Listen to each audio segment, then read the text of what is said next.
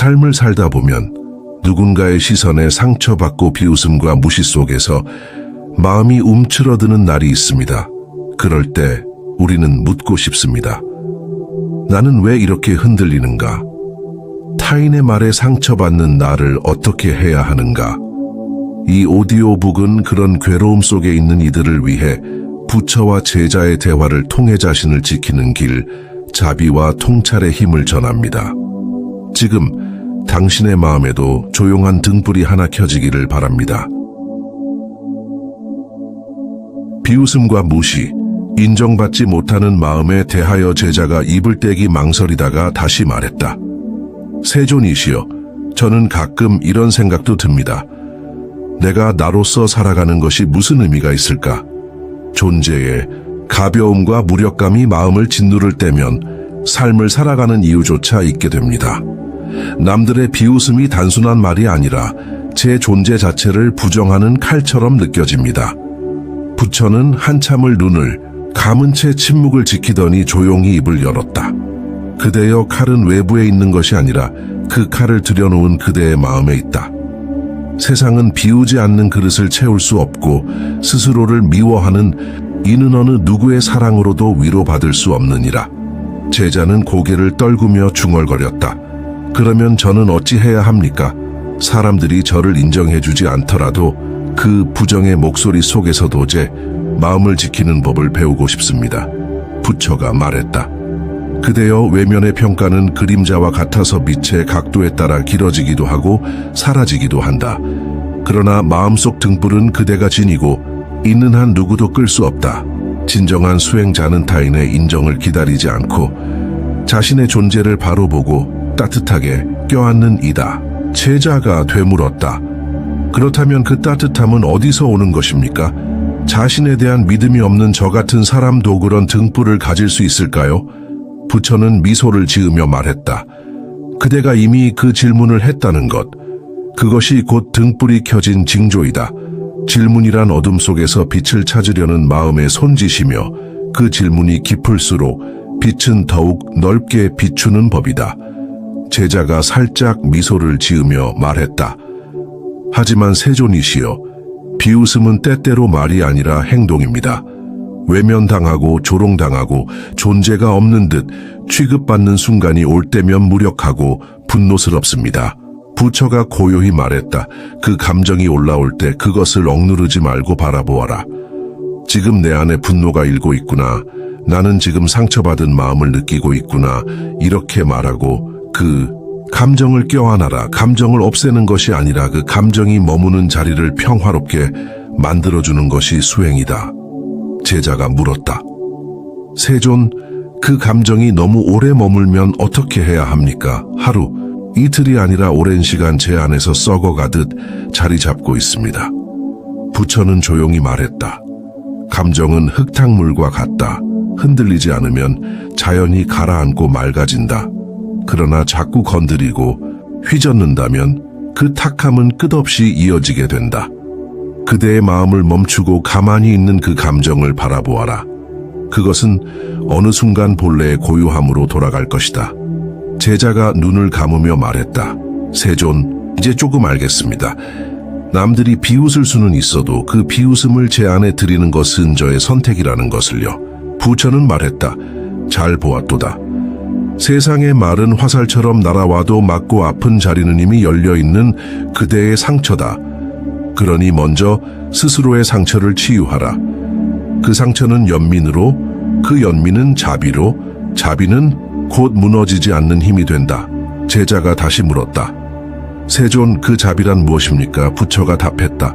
자비는 스스로를 미워하지 않는 것이며 나아가 타인의 무지조차 품을 수 있는 힘이다.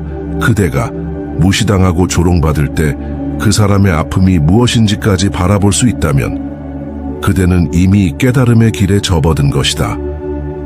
제자가 눈시울을 붉히며 말했다. 세존, 저는 상처받기 싫어서 늘 숨어 지냈습니다. 다시 나서고 싶지만 두렵습니다. 세상이 저를 또다시 조롱할까, 저를 받아주지 않을까 겁이 납니다. 부처는 부드럽게 말했다. 그대여 강한 자는 상처받지 않는 자가 아니라 상처를 지닌 채로도 다시 일어서는 자이다. 세상이 그대를 몰라줄지라도 그대가 스스로를 알아줄 수 있다면 그대는 결코 외롭지 않다. 그대의 길은 지금 여기 이 발걸음에서 시작된다. 제자가 망설이다가 다시 조심스럽게 물었다. 세존이시여, 한 가지 더 여쭤도 되겠습니까? 부처는 고요히 미소를 머금고 고개를 끄덕이며 말했다. 그대의 질문은 그대가 깨어있으려는 증거이다. 어둠 속에서도 길을 묻는 이의 마음은 이미 빛을 향하고 있느니라. 말해보아라. 제자는 잠시 머뭇거리다. 천천히 입을 열었다. 저는 지금껏 타인의 말에 상처만 받아온 줄로만 알았습니다. 하지만 문득 이런 의문이 들었습니다. 왜 사람들은 타인을 그렇게 쉽게 조롱하고 비웃고 존재 자체를 부정하는 듯한 말을 할 수 있는 것일까요? 그들의 마음은 어떤 상태에 있는 것입니까? 부처는 눈을 감고 한동안 침묵을 지켰다. 주변엔 바람 한 점 없이 고요했고 제자는 부처의 말이 떨어지기만을 기다렸다. 잠시 후 부처가 입을 열었다. 그대여, 사람은 본디 자신의 내면을 있는 그대로 보기 어려워한다. 자기 안의 두려움, 불안, 부족함을 직면하는 것이 고통스럽기 때문이다. 그래서 어떤 이는 그것을 타인의 결점으로 바꾸어 보려 한다. 그것이 바로 비난이요. 그 연장선에 비웃음이 있는 것이다. 제자가 되물었다. 그러니까 타인을 깎아내리는 사람은 실은 자기 자신을 직면하지 못하는 사람이라는 말씀이십니까? 부처가 고개를 끄덕이며 말했다. 그렇다. 자신을 무가치하다고 여기는 자는 타인을 폄하함으로써 겨우 균형을 맞추려 한다. 그는 누군가가 더 낮아져야 자신이 덜 초라하다고 느끼기 때문이다. 이는 무지와 어리석음, 곧 무명의 소산이다. 제자가 조용히 중얼거렸다. 무지와 두려움이 조롱으로 나타나는 것이군요. 부처는 계속해서 말했다. 심지어 타인을 부러워할 때조차 비웃음이 나올 수 있다. 그 마음 속에는 나는 그 사람보다 나아야 한다는 고정된 자아가 자리 잡고 있지. 그러니 누군가가 빛나는 순간 그 사람을 무너뜨림으로써 자신의 자리를 유지하려 드는 것이다. 이것이 집착이요 아상의 작용이다. 제자가 침묵하며 곱씹었다. 부처는 제자의 고요함을 존중하듯 말을 멈추었다. 한참 후 제자가 다시 물었다. 세존, 그럼 비웃음을 일삼는 사람도 불쌍한 존재입니까? 부처는 조용히 고개를 끄덕이며 말했다. 그렇다. 그는 자신의 아픔을 외면한 채 살아가고 있고 다른 이의 고통을 통해 자신의 아픔을 잊고자 하는 자이니 그 마음은 안타깝고 또 외로운 것이니라. 깨닫지 못한 자의 말과 행동은 스스로를 해치고 또 다른 이에게 상처를 남기게 된다. 제자가 말했다. 세존, 저는 그런 이들을 보면 미움이 올라옵니다. 그들이 얼마나 많은 사람에게 상처를 주는지 알기에 이해보다는 분노가 앞섭니다. 부처는 조용히 대답했다. 그대의 마음은 자연스럽도다. 그러나 분노는 또 다른 고통을 만들어낸다. 악한 마음에 악한 마음으로 응답하면 결국 모두가 그 어둠 속에 갇히게 된다. 진정한 수행자는 상처 위에 상처를 얹지 않고 고요히 바라보며 그 아픔의 뿌리를 이해하려 하는 이다. 제자가 물었다. 그렇다면 제가 할 수 있는 일은 무엇입니까?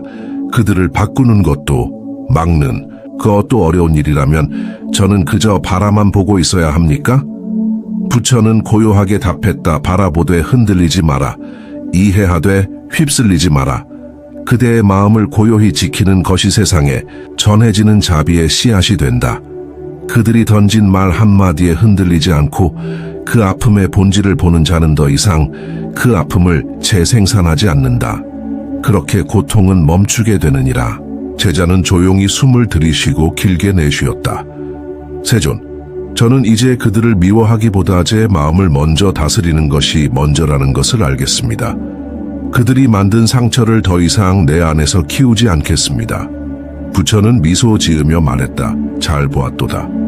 타인을 이해하려는 마음은 곧 자신을 품는 자비이며 그 자비는 말없이 세상을 밝히는 등불이 된다. 그대가 침묵을 통해 타인의 어둠을 품을 수 있다면 그대는 더 이상 상처받는 존재가 아니라 치유하는 존재가 될 것이다.